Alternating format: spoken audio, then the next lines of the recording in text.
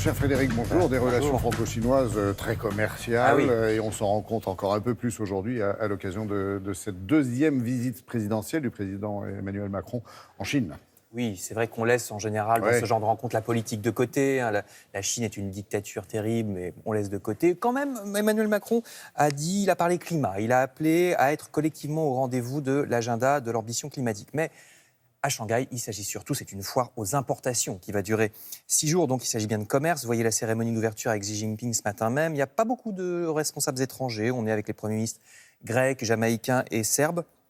Et depuis que la Chine est devenue une énorme puissance commerciale mondiale, le moins qu'on puisse dire, c'est que les relations franco-chinoises ne sont pas équilibrées de manière économique. Vous allez voir les chiffres de Bercy. On a 71 milliards par an d'échanges chaque année avec la Chine. Or, sur ces 71 milliards, il y a 50 milliards d'importations depuis la Chine et seulement 21 milliards d'exportations vers la Chine. Autrement dit, il y a un déficit de 29 milliards en notre défaveur. On donne chaque année 29 milliards à la Chine, à ses businessmen, à ses usines.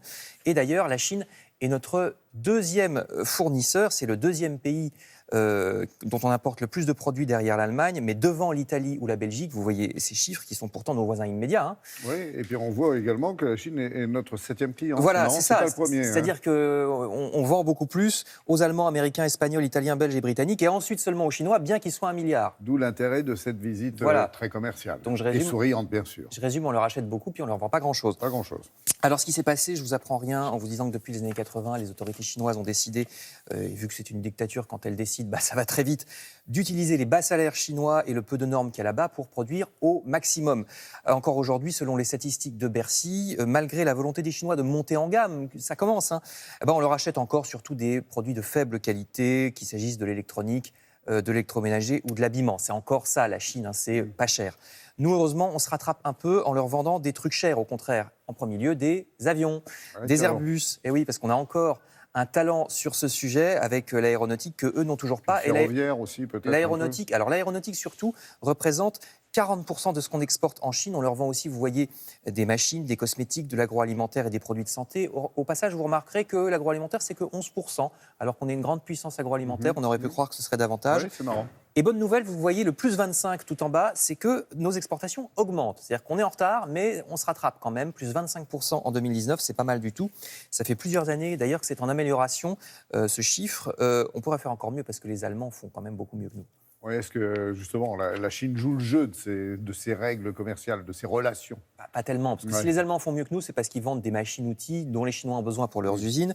Mais en fait, non, c'est pas vraiment du fair play commercial. Ça m'aurait étonné. C'est rarement le cas, de toute façon, en matière commerciale. Emmanuel Macron a quand même demandé ce matin que la Chine s'ouvre davantage. Va-t-elle le faire?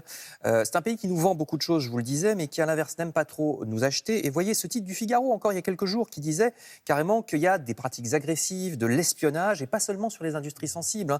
Parce que ce qui se passe, c'est que comme la Chine protège son marché national, si un constructeur automobile, par exemple français, s'implante là-bas, il est obligé de le faire en association avec un homme d'affaires local qui va donc faire ce qu'on appelle pudiquement du transfert de technologie, c'est-à-dire qu'au bout d'un moment, ils seront capables de le faire sans nous. Vous voyez, c'est pour ça qu'on est obligé d'être associé avec un entrepreneur local.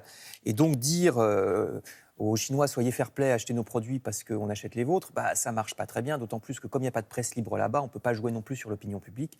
Donc voilà où on en est. Emmanuel Macron essaie de renverser la vapeur, on verra si ça marche. Et puis pour bien se respecter, faut-il encore se connaître, voilà. Et puis on verra ce que donnera effectivement l'apprentissage de plus en plus important de la langue chinoise dans les établissements scolaires en France. Merci beaucoup Frédéric pour ce décryptage de l'actualité.